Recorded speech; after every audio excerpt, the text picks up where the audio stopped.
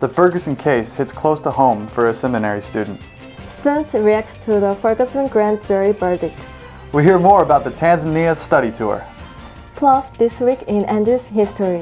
And a mid-season report on the men's Cardinals basketball team. AU News starts right now.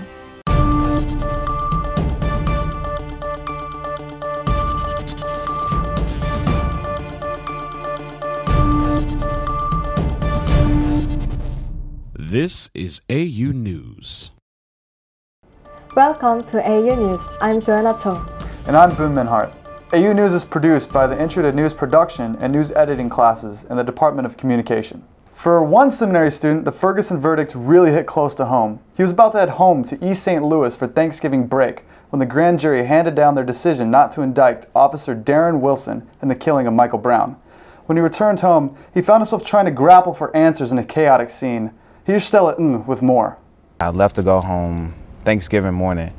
Carl Barnes left campus to East St. Louis last Thursday. I didn't quite know what to expect. I know what I saw on TV, but to see it in person, I was kind of anxious, nervous. He was nervous for several reasons. And that travesty happened within close to home for me, like in my own backyard.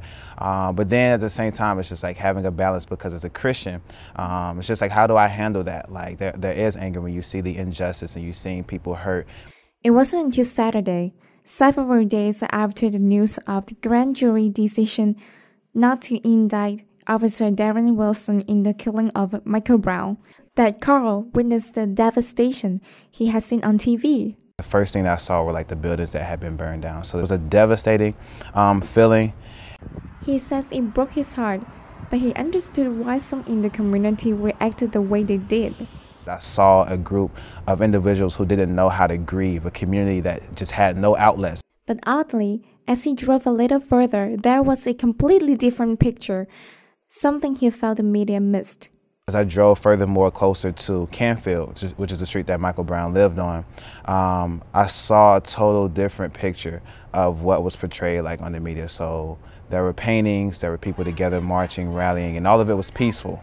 And so I saw a sense of unity, a sense of love. He felt impressed to draw a group of people painting a mural. I didn't know there's an artist in me, a painter in me, and we just had fun just putting things together and even giving the kids in the community a chance for them to draw things and express themselves. It's just like a glimmer of hope and within that dark time right now. The next day, Sunday, he got to attend his first NFL game, St. Louis Rams versus Oakland Raiders, which happened to be a controversial game.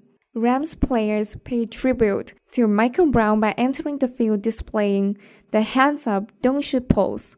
It was no longer about Mike Brown. I think I sat next to Caucasian people and we clapped and, celebrated together. And so I think as a community, there was some sign of, hey, this will not destroy us. After attending the game, Barnes and his father found themselves surrounded by police. I walked up to one of them and he comes up to me with his shield and with his stick as if he's ready to attack me. And I have my hands out of my pocket. Despite the hostility, there was a moment for father and son to have a heart-to-heart. It was interesting that my father, he said, I learned a lot from you today, that you were very active, asking questions, that you were out there. For Carl, this became a connection for two generations to come together for a cause. Like I said, it's our generation. We're the legs and the feet of this to carry this out. But we can't do it without the generation that came before us to instruct us, to lead us, and inspire us. This is Stella reporting for AU News. Last Tuesday, campus ministers held a forum for students to express their hurt, confusion, and frustration regarding the Ferguson verdict. We spoke to a few of the 90 people in attendance. Listen to what they had to say. Well, I wanted to talk at the Andrews Forum because I'm very vocal about a lot of opinions, but I'm not somebody who shies away from controversial issues. I wanted to go there and speak to encourage people to talk calmly and respectfully, even though people's opinions may dissent. I really actually went to hear what other people had to say about it. I know there's a lot of people who were posting on my Facebook and Twitter and things like that. They had really strong emotions. I spoke about it as a black man is very frustrated for how it's always frustrating for a black man to come home and to know that there's fears all in the air. I thought the forum went well. I thought it was good to have an open space that was also safe for people to discuss, although maybe at times people's opinions differed. The forum was an excellent way to encourage students to speak their minds. When you bring people of different ethnicities, colors, and personality, culture as well, what you're doing is you're making the future brighter for each and one of us. And I think that's very important because we're supposed to represent as children of God. I'm glad that Andrews actually had a forum. I'm glad they made a way for students to be able to talk about how they were feeling about it. I really appreciate the fact that Andrews University is looking into this and that we're concerned about this because it is affecting so many people. You can watch snippets of the forum on Facebook, which can be found using the hashtag Andrews Talks Ferguson or Andrews Talks Michael Brown. Chaplain Michael Polite from the Office of Campus Ministries was the moderator from last Wednesday's forum, and he joins us here in the studio today. Thank you so much for being here. Thank you for having me. We'd like to ask you a few questions. First of all, why did the Campus Ministries decide to have the Mike Brown Forum? Man, great question. The idea actually originated with Chaplain Jose Bourget, who's one of the other associate chaplains in the Campus Ministries office. We were all up pretty late watching the footage, the aftermath of the decision of the grand jury not to indict the officer Wilson, I believe. And from there, he just started texting myself and our lead chaplain here, June Price, and saying, we have to do something, we have to do something. So we met the morning after at 9 a.m. and we prayed and we said, man, God, what is it? What opportunity do you want to provide our student body in the aftermath of the decision, all the emotions? How is it that you want us to address it? And throughout that dialogue and that connection there that morning, we came to the understanding and conclusion that the best thing for our students would be to have a safe space where they are not being domesticated by a panel that is not interested in any of their feedback, but where we actually give them, in more of a town hall meeting forum, give them the opportunity to express themselves, how they feel, what Mike Brown meant to them, and what that case means for their future and the future of their children. And so that's how the idea originated. And we were just super excited that over 85 students on the night before Thanksgiving break attended the forum. What do you think the university should do next after this forum? Wow. Well, one thing the forum did teach us is that we have students on this campus that are very aware concerning the social climate here in America, the climate for those of a darker hue and the climate for those of a lighter hue. And they have very articulately expressed themselves and expressed their view that things are not equal here in America. And I think it is the university's responsibility from here forward to recognize that our students are aware. They are aware of disparities between culture groups and ethnicities. And I hope that as Mike Brown and his tragedy has raised the awareness of our nation to this issue of equality, I'm praying and hoping that the university at large also does some introspection to make sure that all culture groups are not only seen as created equally, but also treated equally here on this campus as well. So was anything surprising about the forum?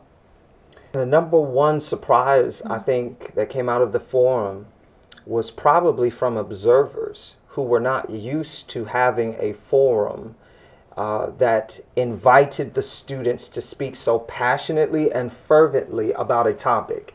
What surprised me was that not only did our students prove to the campus that this type of forum can be done even with provocative topics, but they also showed that I can be passionate and respectful. I mean, there were individuals who were raising their voice at the mic, but they were respectful. There were other individuals who were using language that some may have been a little bit placed on the defensive in hearing, but they showed and proved that there's no need to fear my passion or my fervor, but instead I am thanking you for welcoming that passion and that fervor and welcoming me to express it. So the number one surprise was how our students were given a platform to prove you can trust me in my passionate moments, and you can also trust me to speak on provocative topics in respectful ways. Well, thank you so much for joining us. We really appreciate your feedback on this forum. Thank you again for having me. Oh, yeah. Last May, 19 students and 5 faculty left Andrews University for the villages and Serengeti of Tanzania. I spoke with the tour organizer and others about their unforgettable experience for this report. Don May, the Associate Dean of the College of Arts and Sciences, organized a study tour to Tanzania last May. We have lots of tours going on in the summer, specific to a major or major specific. It was a tour offering general education courses in English, psychology, history, art, and photography. Dr. Douglas Jones is a professor of the Department of English. He goes to Tanzania and teaches the class called Travel Writing. It was a general education course for fine arts or humanities. So we read travel writers and then we did our own writing as well. When Tim McGuire learned that Andrews offered the tour, he was excited to go to learn more about the culture and the people. Just meeting the people, honestly, I mean, they're so nice, always smiling, always very welcoming. You know, they really gave from their heart. Students visit the Cradle of Love. It's an orphanage for children who have lost their parents. You'll be walking along and all of a sudden you'll recognize you have a child holding your hand as you're walking. And that child will not let go. And they're just a delight to be with. Going into Tanzania is not the same as going to the zoo. I mean, I was closer to animals in the wild than I think I've ever been in a zoo, you know. The cost of the trip is the same as taking 12 credits on Andrews campus. It's definitely the most amazing experience of my life. This is Joanna Cho for AU News. Photographs from the tour are on display in the James White Library Gallery through December 12th. The exhibit is open to the public during regular library hours. Now for this week in history. Nearly 75 years ago, the attack on Pearl Harbor and the declaration of war in early December of 1941 made it hard for students to concentrate on the end of the term that year. The student movement wrote, "An air of unreality hangs over the college these days, with textbooks being outpaced by radio flashes and the men of campus cutting classes to report to the draft boards. Students can hardly be blamed if Caesar and Chaucer seem out of date." The first EMC man to go to war from campus was Louis Ludington, and he left in early January when the student body got back from Christmas break. Ludington was sent off with a rousing chapel program and given a packet of stationery and church literature from the faculty. The Cardinals basketball team is midway through their season, and Evan Rory brings us the highlights. We're here today at the Johnson Gym where the Andrews Cardinals men's basketball team is now entering their mid-season. And I'm joined beside me by their team captain, Robert Moon. Robert, thank you for being with us today. All right. Basically, this year, this is a new year for you guys, a new team, new head coach, and even a new captain. So I guess we're noticing now that you guys are still trying to find a rhythm and get back from having to lose so many key role players from last year's team. So kind of talk about the journey that you guys have been going through this year trying to rebuild that team. It has definitely started out as a struggle, and we've definitely had a few hits early. But I just think through adversity, that's when you really learn who you are and really grow. And I think the character of this team is inspiring because even though we've taken a few losses, we're coming in every day and we're continuing to work hard. We're continuing to improve. And I think just out of watching us work and watching the work ethic of our team, you know, we have to get better from here. You know, that's just not an option to stay where we are. And we all really are hungry to improve. So I think we will. And kind of talk about, I guess, your role now changing, because last year you were a freshman just coming in, and this team produced a championship for you guys. But now this year coming back into it, but now you're the captain. So kind of talk about your mindset trying to lead this team, whereas you were last year just being a role player. Tell us about the journey that you are personally having. Coming from a championship team to now having a season with a lot more adversity, it's definitely a humbling experience.